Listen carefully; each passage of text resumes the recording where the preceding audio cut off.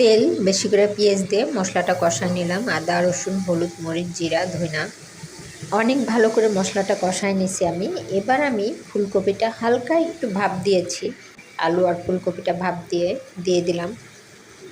দিয়ে ভালো করে এটা কষায় নিব আমি।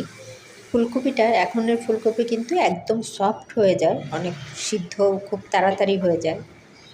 অনেক সুন্দর করে কষাইছি, দেখেন প্রায় সিদ্ধ হয়েই গেছে, এটা আধা সিদ্ধ। আর বেশি কষাবো না, কষানো হয়ে গেছে আমার।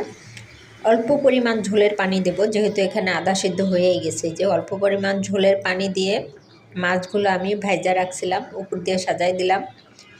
হয়ে গিয়েছে। একটু ধনিয়াপাতা হলে ভালো হতো, কিন্তু ধনিয়াপাতা নাই, ধনিয়াপাতা ছাড়াই রান্না করছি।